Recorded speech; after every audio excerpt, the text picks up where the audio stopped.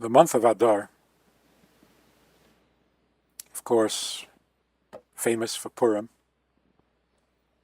is a happy month, an increase of joy. Every month should be happy. But Adar is an increased joy and increased happiness, partly because of the transition. We're coming from a month that was cold, that had no holiday, that demanded firmness, inflexibility. And now we're coming to the beginning of spring. Things are warming up. And the joy of the contrast increases the joy that we're supposed to have every day, all the time. The month of Adar, the word itself means strong, Adir, because Moshe was born in this month, and he was called Adir, the strong one. What is joy exactly? One of the aspects of joy is that the gates of pleasure are sealed. We have no access. We have no access to true pleasure because it is so deeply embedded in the soul. It is so essential to the soul itself that to get there is a real task. Joy, simcha, opens the gates that otherwise are locked, enabling us to get to the pleasure. Simcha peiretz geder. Simcha opens a door where there is no door. It breaks through the fence where there is no gate. And it enables us to enter into the inner chamber, which is pleasure. Just a very simple fact of life. Pleasure only works after joy.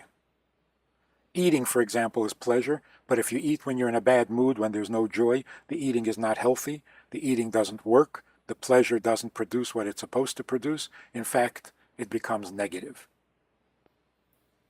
unhealthy. Pleasure always has to be introduced by joy, by simcha, because simcha breaks through the barrier. Breaking the barrier is, of course, a preparation for Mashiach. Because Mashiach's grandfather, Peretz, who Mashiach is identified with, we refer to Mashiach as Ben Partzi, the son of Peretz, even though there are many, many generations separating them.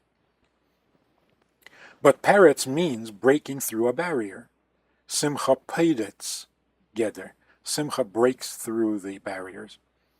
So to get to Geula, to get to Mashiach, which is of course the month of Nisan and Pesach, being taken out of Golus, the introduction for that, the preparation for that, is the breaking of the barriers. And what breaks the barriers is Simcha. Which is kind of ironic because the longer we go in Golus and the closer we get to Geula, you would expect that there would be less Simcha. The Golus drags on and on and on. How can there be simcha?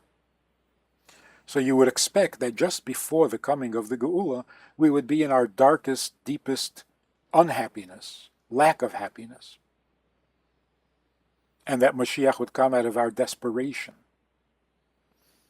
out of our misery, as it happened in Mitzrayim. When were we taken out of Mitzrayim? When we couldn't stand it anymore. When we cried out for help because we were so miserable. The problem is that we were so miserable that we couldn't accept the Geula either. When Moshe came and told the people it's time to leave, they couldn't hear it. Why? Because they were miserable. So the pleasure of Geula was locked. They couldn't get to it. They couldn't even hear it. And perhaps that's why the Geula of Mitzrayim did not last. A few hundred years later, we were back in Golus. And to a lesser degree, every time there was a crisis, every time there was a problem in the Midbar, in the desert, the Jews wanted to go back. So without the Simcha, the Geula was not complete. in preparation for Mashiach, we have to come to Geula with Simcha.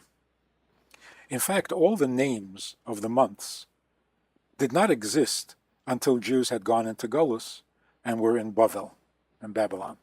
There they picked up names for the months. And yet the names are so holy and they're so full of meaning. It's strange that that would come from Bavel, from Golus.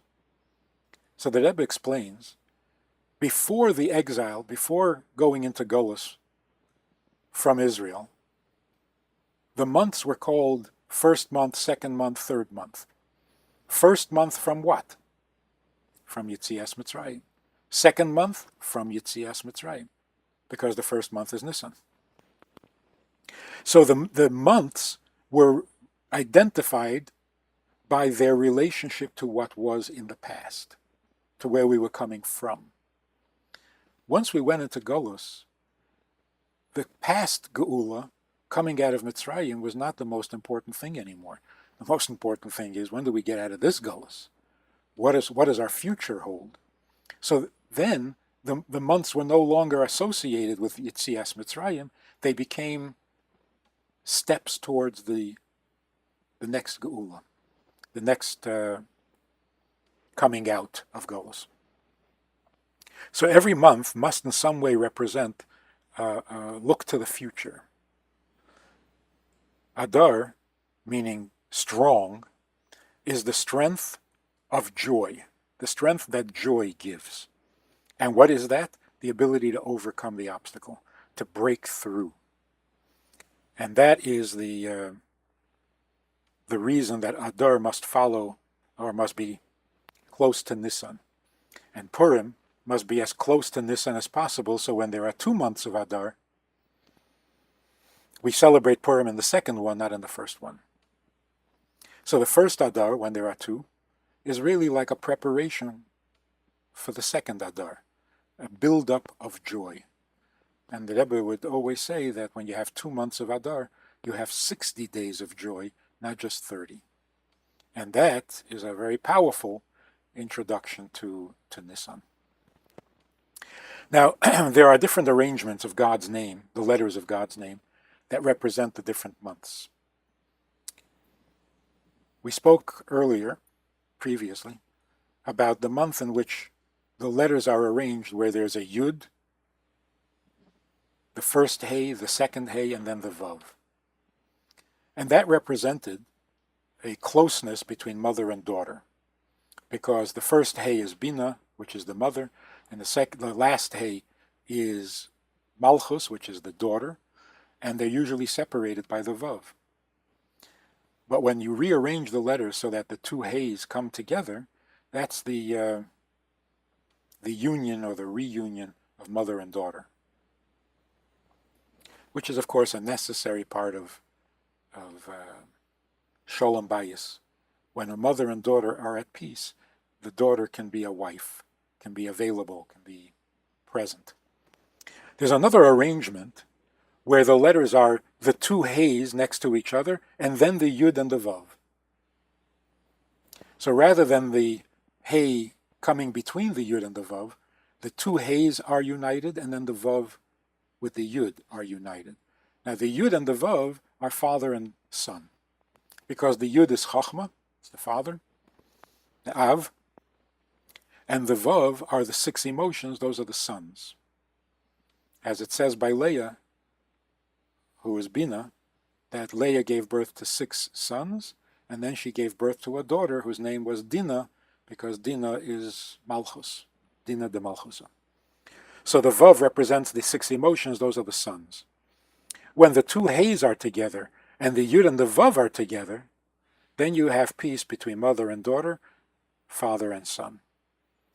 And that is a condition of Simcha that enables us to be joyful and introduce us, prepare us for the Geula of Nisan. Mothers and daughters, fathers and sons, the female and the male, have a very powerful dynamic between them.